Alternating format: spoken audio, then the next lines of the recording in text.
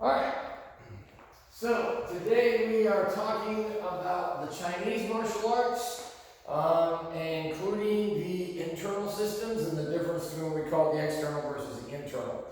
Now there are hundreds, if not thousands, of styles of martial arts in China. 400 or 500 well documented, but again, who knows, family styles, whatever else, could be millions. Now, some widespread around the world, some are common in China, some are very popular provincially, but not beyond.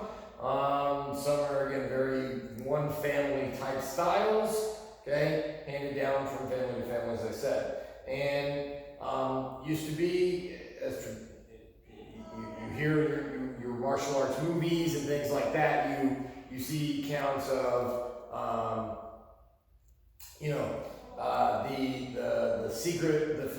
the family secret style being secretly guarded and handed down, from father to son. And then, of course, the problem is then sometimes if the headmaster died prematurely, then not all the knowledge got passed on and things like that, right? So that tended to happen and everything else. Now, Chinese martial arts have gone under several different names throughout their history and things, and some of them are a little more appropriate than others, okay? The most common one in the West that we talk about is Kung Fu. And, come on in, Daniel. Glad to have you back, okay? So, of course, Kung Fu is the term that most people know in the West in terms of most Chinese martial arts, or at least the external ones. It's probably the worst term you can use in terms of all of them, okay? Kung Fu means chief skill. Now, so it's not even really a direct reference to fighting. In the context of martial arts, if your chief skill is fighting or martial arts, then you do pretty good at that, okay? But, so if you're a good martial artist, you have Kung Fu in fighting, if you will. But if you are great at underwater basket weaving, then your Kung Fu is good at that, right? So whatever your skill is, maybe it's just eating pizza, right? Then if that's your chief skill, but if you can down a whole pie, then your Kung Fu is strong when it comes to eating pizza, right? So it's really not a great term for describing martial arts, okay? But yet that's the one that we tend to use more than anything. Yes? Ninja Turtles did that. The Ninja Turtles had they had lots of Kung Fu's, right? They had lots of chief skills, okay? Another one is schwann. And I tend to like this one. Schwann means fist, okay? So this implies more boxing, okay? When we do Tai Chi Schwann, I'm very specific. We say Tai Chi for short, okay? But like on our website, everything else is very specific that we do Tai Chi Schwann. What's the difference? The fighting, okay?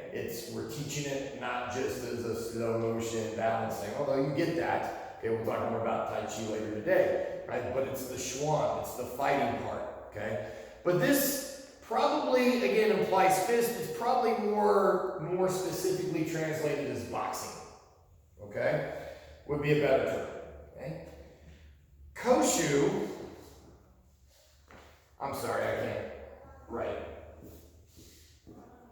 I'll move this back so it's like a chalkboard behind me a little bit more, okay? Wushu means national arts. Now this was the term that was really popularized in the 1920s. It was used by the nationalists, and this term died over during the Communist Revolution of China, but it was during the nationalist time. That's an H, sorry, again my writing, K-O-U-S-H-O. And it basically means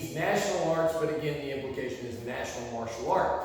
This was used when there was a time when the martial arts of China, we've talked about during the colonial period, China was not a very strong national or international power. It was being carved up by the Western powers and just a lesser degree Japan. And so there were a couple of movements that we need to talk about today and how it relates to this. So some people look at the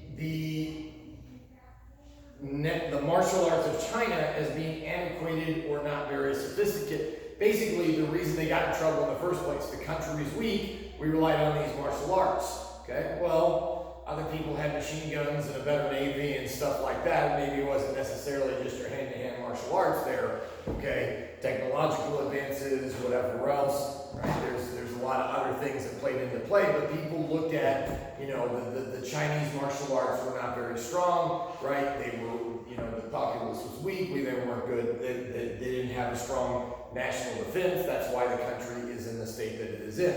The other people said, no, martial arts can strengthen the people, right? It was more just the Confucian, scholastic aspects. It was just again the army got in disrepair. You know, there were other factors. The Chinese martial arts really is a way that the country can get back to strength, get back to prominence, but in a very Chinese way, right? This is our way of doing it, okay?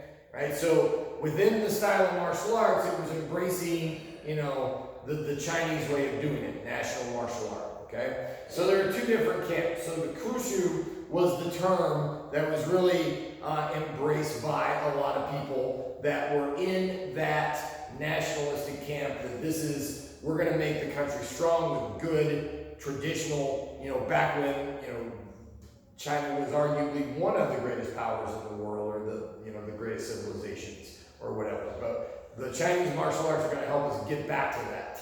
Okay, so in a very Chinese way. Sidebar for Taekwondo people: Koshu in Korean is kumu, as in some of you hear the upper ranks. They have to do some older forms that we used to do called the kumu forms. National martial art. Kumu means national martial art. It's the same term that they used.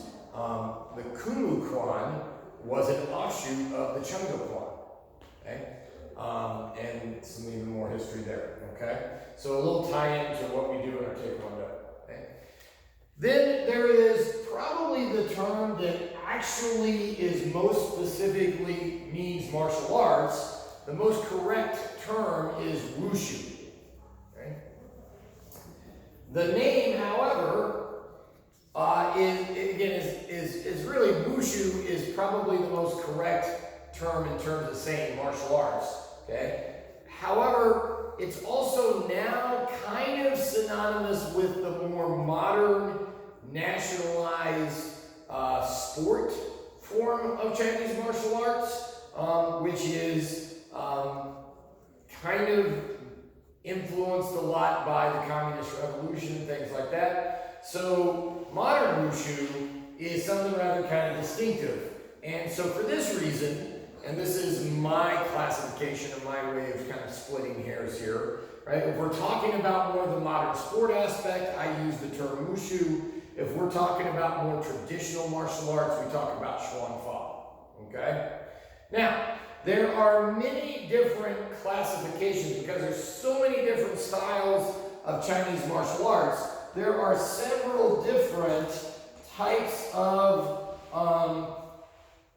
classification systems that we can look at.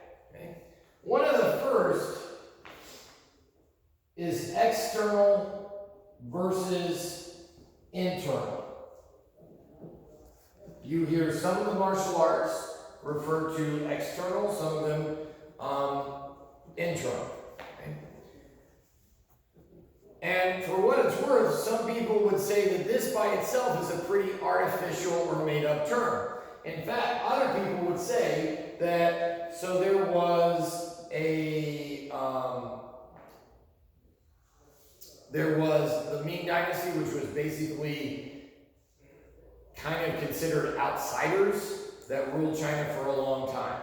Okay, and at this point, it is during this dynasty that this term really starts to take off. And some people speculate what they're really doing is it kind of goes back to the whole kosher term